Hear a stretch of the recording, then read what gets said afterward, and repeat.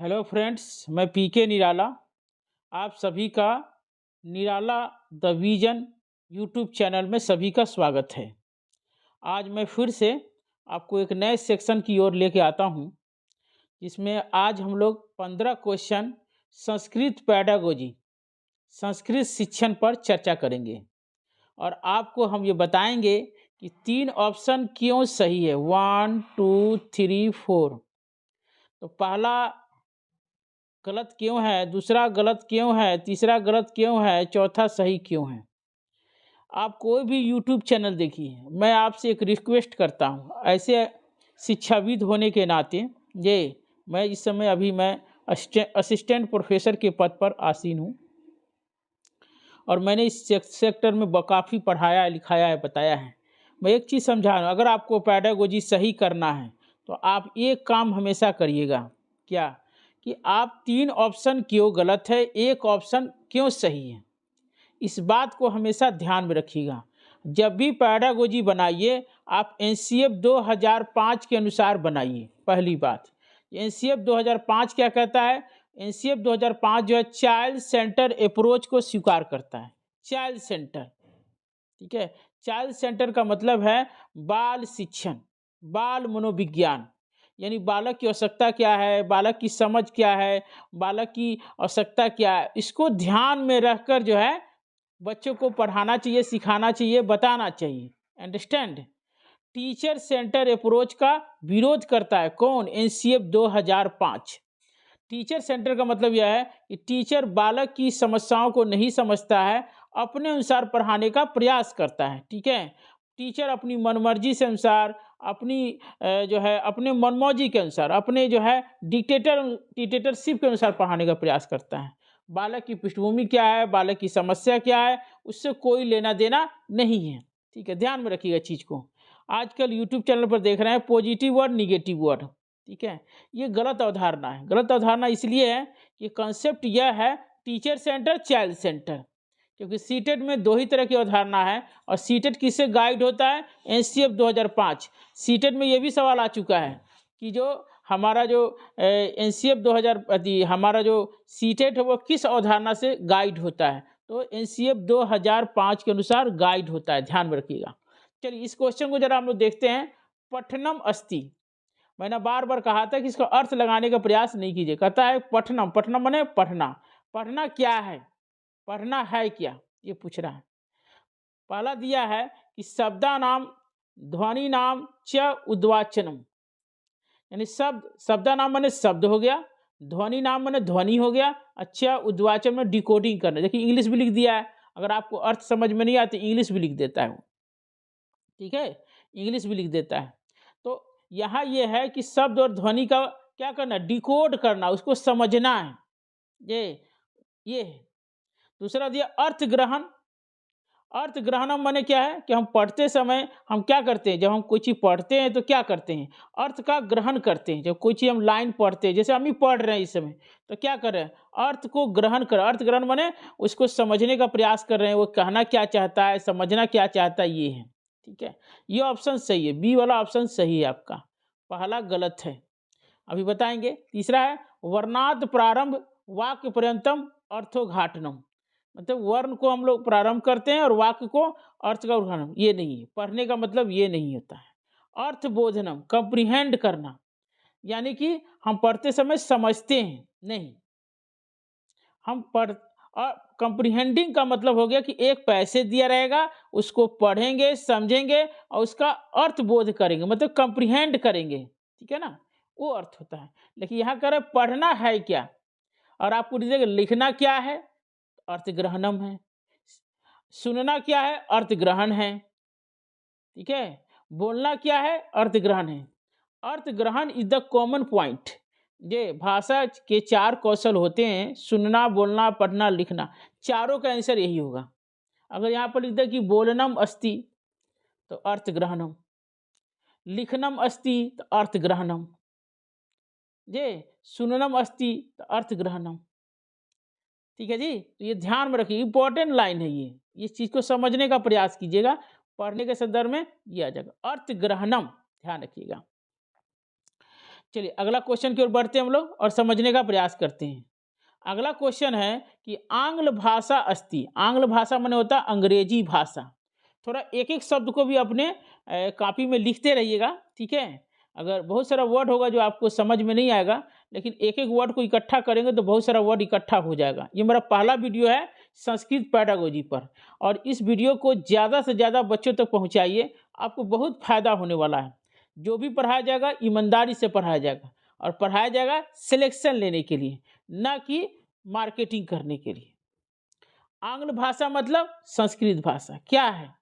पढ़ा दिया कि भारतवर्ष राजभाषा, ऑफिशियल लैंग्वेज है, भारत का ऑफिशियल लैंग्वेज। ओके, भारतवर्षीय राजभाषा, एसोसिएट ऑफिशियल लैंग्वेज है। तीसरा दिया भारतवर्षीय स्वीकृति भाषा, यानी भारत में स्वीकृत भाषा है, सब स्वीकार किया गया है, ठीक है जी। और भारतवर्ष विदेश भाषा, भारत के विदेशी भाषा। देखिए आपको समझा रहे चीज़ को।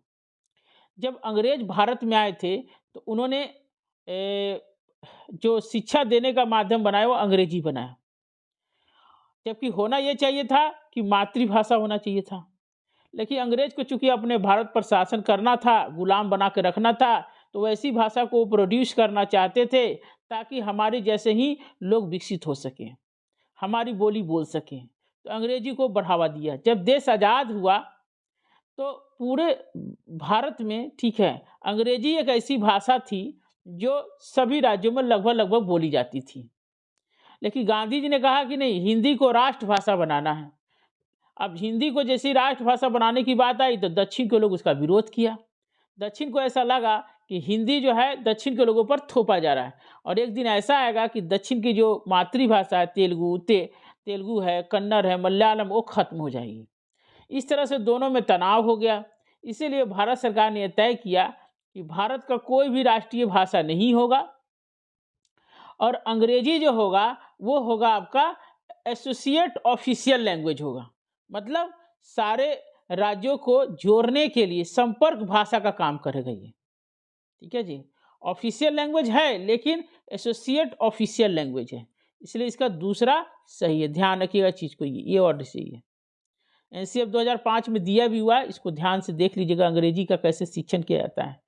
तो ये है एसोसिएट लैंग्वेज। ये नहीं कि सिर्फ भारतवर्ष से राजभाषा, नहीं, ऑफिशियल लैंग्वेज नहीं है ये केवल, ये संपर्क सह राजभाषा है, ठीक है, सबको जोड़ना। और ये कहा गया कि अंग्रेजी को तब तक लागू किया जाएगा, प्रचलन में होगा, जब तक हिंदी जो है सारे राज्यों में ये भाषा राष्ट्रभाषा के रूप में न बन जाए, ठीक है जी। तो इसीलिए अंग्रेजी को एक संपर्क भाषा, एक ऑफिशियल लैंग्वेज के रूप में माना जाता है, एसोसिएट ऑफिशियल लैंग्वेज, याद रखिएगा, इंपॉर्टेंट पॉइंट है, ठीक है। चलिए आगे हम लोग बढ़ते हैं। अगला क्वेश्चन है नोम चोम्स्की महोदयन अधोलिखेषु किम उपदिष्टम। एक नोम चोम्स्की है, जान लीजिए, भाषा के संबंध में एक नोम चोम्स्की विचार देते हैं, ठीक है। दिल्ली यूनिवर्सिटी में काफ़ी दिन पढ़ाया भी है ये, और संयोग से हम लोग को पढ़ने का मौका भी मिला उनसे, क्योंकि मैं दिल्ली विश्वविद्यालय से डबल MA किया हूँ और मैंने पढ़ने का मौका मिला। ये सिर्फ गेस्ट एक्सीलेंट टीचर पर आते थे, ये इमिनेंट टीचर के रूप में आते थे, ये कुछ इनका लेक्चर होता था। और ये आपको लैंग्वेज फिलॉसफी के बहुत बड़े जानकार है, लिंग्विस्टिक फिलॉसफर है बहुत बड़े, और हर सब्जेक्ट के ज्ञाता व्यक्ति हैं। तो इन्होंने लैंग्वेज के बारे में एक विचार दिया, कहा कि भाषा क्या होता है, जन्मजात होती है। जब व्यक्ति जन्म लेता है तो भाषा उसके माइंड में पहले से ही विद्यमान होती है। भाषा जो है जन्म के समय से ही उनके माइंड में पहले से विद्यमान रहता है, ठीक है जी। इनका विचार एकदम अलग हटके। हम भाषा कैसे सीखते हैं? हम समाज से सीखते हैं। ये समाज की बात मानते ही नहीं है, कहते हैं कि भाषा जो हम ग्रहण करते हैं वो नैसर्गिक होता है, वो जन्मजात होता है। इसलिए तीसरा वाला ऑप्शन सही है, याद ही कर लीजिए, बहुत इंपॉर्टेंट है। देखिए, भाषाया अधिग्रहण कर्तु मानवस्य नैसर्गिकम सामर्थ्य अस्ति। नैसर्गिक माने क्या होता है? नेचुरल होता है। कहते हैं कि नेचुरल तरीके से हमको, जैसे ही जन्म लेते हैं हमारे माइंड में नेचुरल तरीके से, नेचुरल माने नैसर्गिक, जन्मजात, लिख लीजिएगा। भाषा एक जन्मजात प्रक्रिया है, भाषा जन्मजात होती है। ये एक ही व्यक्ति कहेगा, वो नोम चोम्स्की कहेगा, ठीक है जी। क्या कहेगा? Noam Chomsky. एकदम इसको याद रख लीजिए, ये इतना बड़ा फिलोसफर है और इस सीटेट में तो रामबाण है, ये रामबाण है, जान लीजिए इसको। इसको बिना तो यही आप बार बार आएगा, लिखा रहेगा भाषा एक जन्मजात प्रक्रिया है, ये आएगा तो इसको मार दीजिएगा। या तो जन्मजात का दूसरा इंग्लिश होता है, दूसरा हिंदी होता है नैसर्गिक। नैसर्गिक माने नेचुरल तरीका है। हम कहते हैं कि भाषा हम अर्जित नहीं करते हैं, हम जन्म लेते हैं तो हमारे माइंड में पहले से ही जन्मजात रूप में विद्यमान रहता है। ये बात नोम चॉम्स्की कहते हैं, इसलिए तीसरा वाला ऑप्शन सही है। चलिए आगे बढ़ते हैं हम लोग। क्वेश्चन है भाषायाः व्यवहारिकः पक्ष भाषा शिक्षणस्य प्रोन्नति प्राप्तवन्तः। कहता भाषा का जो भाषा माने भाषा, व्यवहारिक माने व्यवहारिक पक्ष जो होता है वो क्या होता है? भाषा शिक्षण में डैश प्रोन्नति कौन करता है? तो स्पष्ट है, वार्तालाप पक्षेन। जितना वार्तालाप करेंगे, विचार विमर्श करेंगे, बातचीत करेंगे, संप्रेषण करेंगे, संवाद करेंगे। वार्तालाप का दूसरा हिंदी क्या होता है? संप्रेषण। देख लीजिएगा, ये वार्तालाप का तीसरा हिंदी क्या होता है? संवाद, डायलॉग प्रोसेस। ये संप्रेषण, संप्रेषण भी होता है। वार्तालाप, बातचीत, संवाद, संप्रेषण, अंतःक्रिया। यानी जितना हम बातचीत करेंगे, जितना वार्तालाप करेंगे, भाषा में क्या होगा? उतनी ही प्रोन्नति होगी, माने बढ़ावा मिलेगा आपको। प्रोन्नति माने बढ़ावा मिलेगा, ठीक है। बाकी सही नहीं है। छात्राणाम लेखन योग्यताया मूल्यांकन सर्वोत्तम विधि का अस्ति। देखिए कुछ नहीं करना, छात्रा लेखन योग्यता मतलब लेखन की योग्यता का मूल्यांकन करने के लिए कौन सी विधि अच्छी है? सर्वोत्तम विधि अस्ति। सर्वोत्तम विधि कौन सी है? ये है, जरा देखते हैं डी ऑप्शन, सुंदर हस्तलेखस्य प्रतियोगिता। सुंदर लेखन का प्रतियोगिता करा दीजिए। क्या सुंदर सुंदर लिखने से क्या उसमें लेखन क्षमता का विकास हो जाएगा? नहीं। लेखन क्षमता होता क्या है पहले समझते हैं। लेखन क्षमता क्या होता है? आपके अंदर जो विचार है उस विचार को क्या करना है? बाहर निकालना है, उसको लिखना है। आप जो भी कुछ सोचते हैं उसको लाना है, ठीक है जी। सुंदर लिखने से लेखन क्षमता का राइटिंग स्किल नहीं आएगा, ठीक है जी। तीसरा है श्रुत लेख। ये क्या है? डिक्टेशन। ये जहां भी आएगा गलत हो जाएगा, लिख लीजिएगा। ये ब्रह्मास्त्र है हमारा, टीचर सेंटर में लिखिएगा। मैंने आपको बताया था कि पेडागोजी क्लास में दो चीजें ध्यान में रखिएगा। एक तरफ बना लीजिएगा टीचर सेंटर और एक तरफ बना लीजिएगा चाइल्ड सेंटर। टीचर सेंटर में कुछ वर्ड आएगा और चाइल्ड सेंटर में कुछ वर्ड आएगा। टीचर सेंटर में लिखिएगा डिक्टेशन। डिक्टेशन माने होता है क्या है? टीचर बोलता है और बालक चुपचाप लिखता है। तो क्या बताइए, जब अगर बच्चों को हम डिक्टेशन कराएंगे तो क्या बच्चों में चिंतन क्षमता का विकास होगा? नहीं। आपने जो बोला वो लिखा, ठीक है जी। तो इससे लेखन योग्यता का थोड़ा विकास हुआ, आपने जो बताया वही लिखा जी। जबकि लेखन योग्यता का मतलब है कि आपके अंदर जो विचार है उसको प्रोड्यूस करना। गलत है। तीसरा है कि पाठ पुस्तक से अध्याय आश्रिता नाम प्रश्ना नाम उत्तरदानयन समाधान कर। पाठ पुस्तक से मैंने पाठ पुस्तक के अध्याय में जो आश्रित है, मतलब उसमें जो निर्भर है, प्रश्न उत्तर का समाधान करना। यानी एक बार याद रखिएगा, टीचर सेंटर में लिखिए, जहाँ भी प्रश्न उत्तर लिखा रहेगा गलत हो जाएगा। क्यों गलत होगा? क्योंकि प्रश्न का उत्तर लिखने से बच्चों की मानसिक क्षमता का विकास नहीं होता है, चिंतन क्षमता का विकास नहीं होता है, बच्चे अपने ढंग से नहीं सोचते हैं, इसलिए गलत है। क्या है? तीसरा सही है। स्वानुभवम लेखनम। स्व मने अपने, अनुभव मने अनुभव, एक्सपीरियंस लेखनम। अपने अनुभव से जो बच्चा लिखता है, जैसे पूछे कि अपनी माँ के बारे में लिखिए, तो बच्चा क्या करेगा? अपने माँ के बारे में अपना अनुभव लिखेगा। मेरी माँ अच्छी है, मेरी माँ प्यारी है, मेरी माँ फलना चिलना जो है सब लिखेगा बच्चा। तो राइटिंग स्किल इसको कहते हैं। और राइटिंग स्किल में ये नहीं देखना चाहिए कि बच्चा गलत लिख रहा है कि सही, नहीं। पहले उसके विचार देखिए, तब उसका हम देखेंगे कि शुद्धि अशुद्धि देखेंगे चीज को, ठीक है। से तीसरा ऑप्शन सही है। ये क्वेश्चन रिपीट कर सकता है, ये मेरा ब्रह्मास्त्र बता रहा हूँ आपको, और इसको ध्यान में रखिएगा, आप निश्चित रूप से सफल होइएगा। अगला क्वेश्चन हम लोग आते हैं व्याकरण व्याकरण व्याकरणगत कार्यानी। कहता है व्याकरण जो है, व्याकरण कार्यानी माने कार्य। व्याकरण का कार्य क्या है जरा बताइए, व्याकरण क्या करते हैं?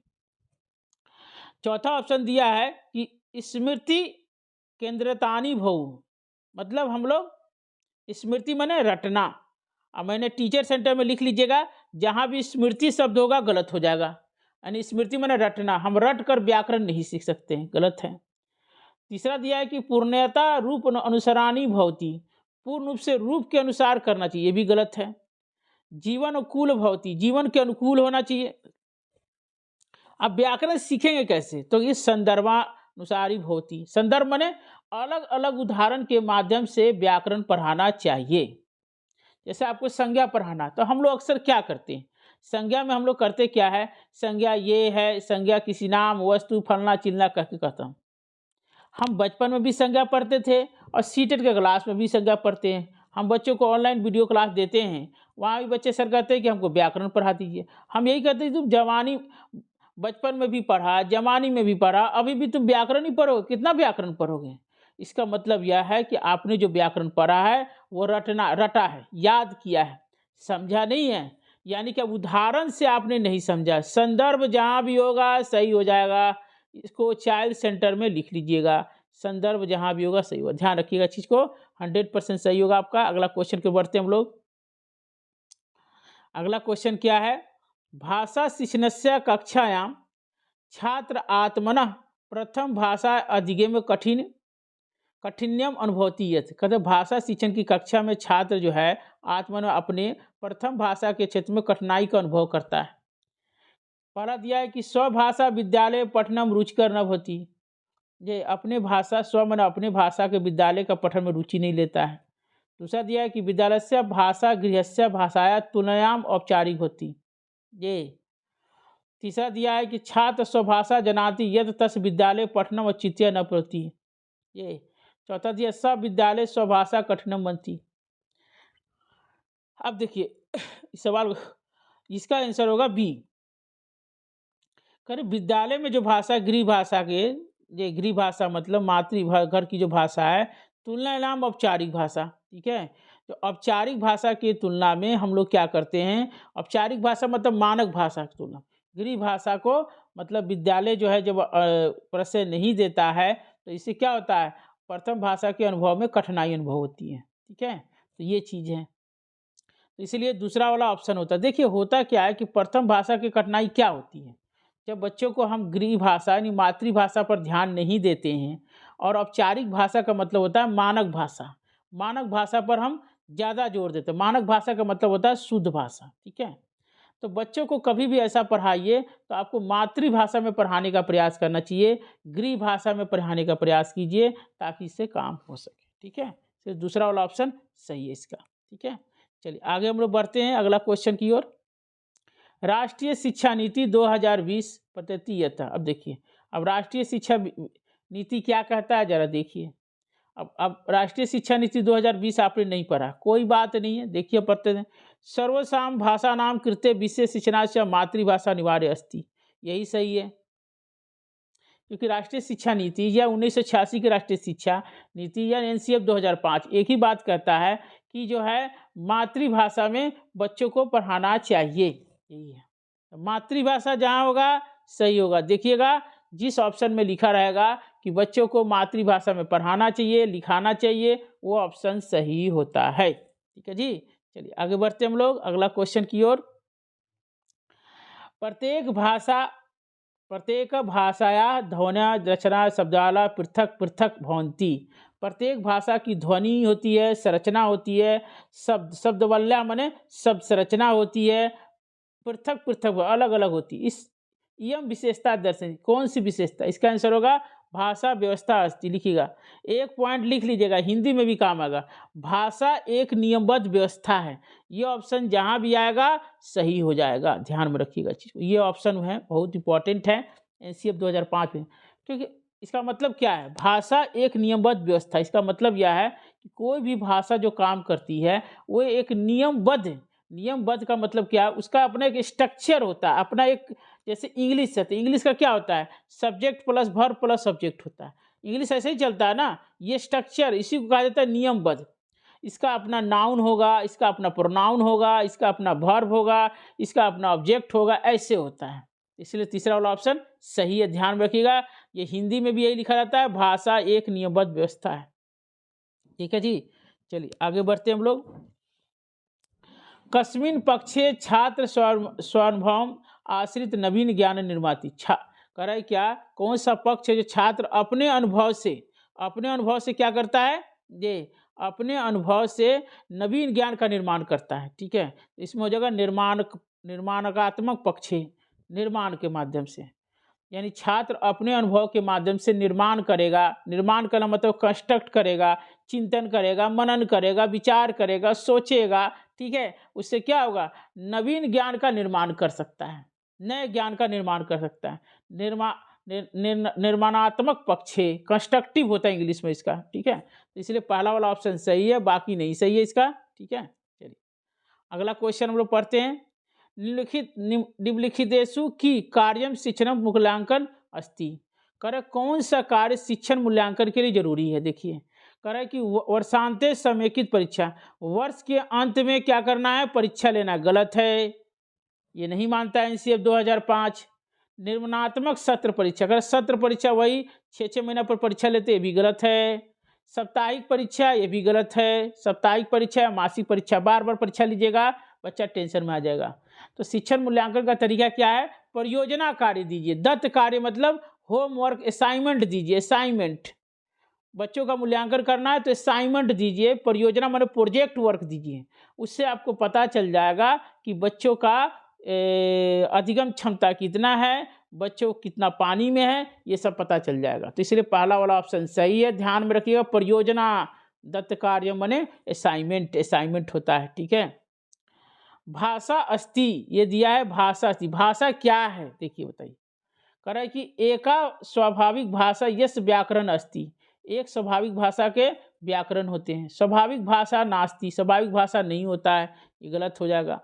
स्वाभाविक भाषा यस व्याकरण नास्ति, स्वाभाविक भाषा का व्याकरण नहीं होता है, गलत है। ये पहला वाला सही। बहुत इजी है, सवाल पूछा हुआ, सब सीटेट में सवाल पूछा हुआ है। अपने में से कोई नहीं, अपने में से बनाता ही नहीं हूँ। इतना सवाल है, अगर कम से कम मान लीजिए 15 और 10-12 सीटेट हो चुका है, तो 15 गुने 10 कितने हो गए, 150 सवाल हो गए। अगर 150 सवाल को अगर अच्छी तरह से 150 इसमें हो गए पेपर फर्स्ट में, और 150 सेकेंड पेपर में, कितने हो गए, 300 सवाल हो गए। और फर्स्ट पेपर का भी मिला लीजिएगा तो 600 सवाल। 600 सवाल अगर हम लोग बना ले तो आपको 30 में 30 लाने से कोई नहीं रोक सकता है, कोई नहीं रोक सकता है। लेकिन 600 सवाल कैसे बनाना है, जैसे मैं बता रहा हूँ ऐसे बनाना पड़ेगा। ऐसे नहीं फलना सही है चिल्ला नहीं, पहला वाला सही है तो क्यों, दूसरा क्यों गलत है, तीसरा क्यों गलत है, चौथा बता दिया आपको। ठीक है, चलिए अगला क्वेश्चन में बढ़ते हैं। ये अगला क्वेश्चन है, अगला क्वेश्चन पढ़ते हैं कि भाषा शिक्षणस्य कक्षायाम छात्रा वर्तम भाषा कठिन होती। ये तो हमने देख लिया है। ठीक है, ये क्वेश्चन थोड़ा रिपीट हो गया, इसका दूसरा सही था ये। चलिए अगला क्वेश्चन है, भाषा कक्षायाम कविता, भाषा की कक्षा में कविता कैसे पढ़ना चाहिए, कैसे पढ़ना चाहिए। कह रहा है कि गद्यवत एवं शिक्षणीय, गद्य रूप में मतलब गा के पढ़िए, गलत।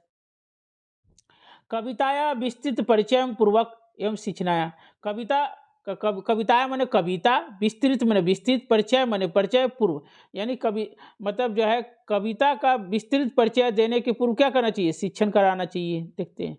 ठीक है, अबोधनम समीक्षणार्थ रसास्वादनम च भवति, यही सही है। देखिए अबोध जहां भी रहेगा, अबोध का मतलब होता है अंडरस्टैंडिंग।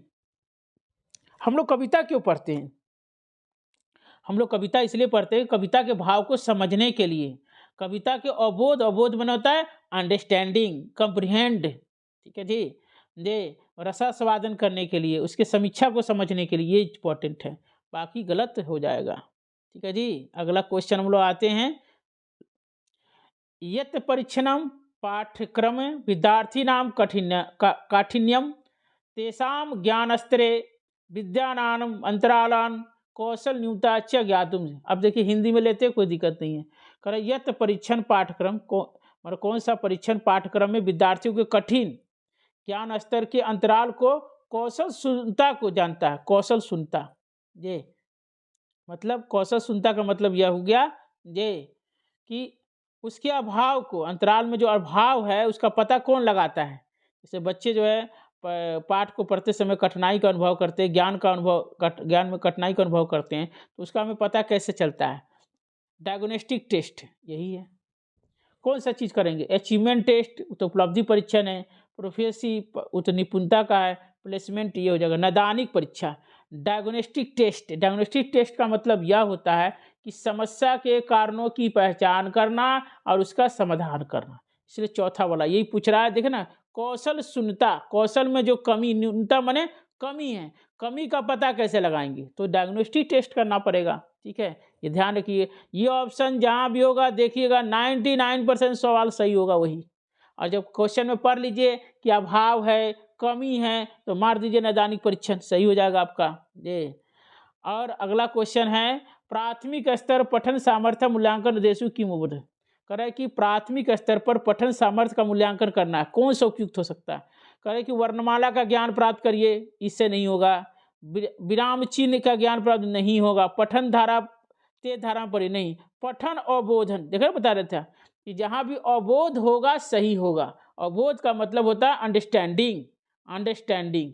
ये वर्ड जहाँ भी होगा, चाहे साइकोलॉजी में कहीं पर भी, ये सही होगा आपका। ठीक है, तो वीडियो कैसा लगा आप लोग कमेंट बॉक्स में लिखिए। ठीक है, और आप लोग कमेंट में बताइए कि कौन कौन सा वीडियो चाहिए, ताकि मैं वीडियो और बना सकूँ आपके लिए। और ये हमें सेवा देने के लिए थैंक्स। और मैं इसी तरह का वीडियो बनाऊंगा। और मेरे यूट्यूब चैनल को आप सब्सक्राइब कीजिए और लाइक कीजिए और ज़्यादा से ज़्यादा बच्चों तक पहुंचाइए, ताकि ये मतलब आग की तरह बच्चों में फैले और अधिक से अधिक बच्चों का सफलता प्राप्त हो सके। Thank you.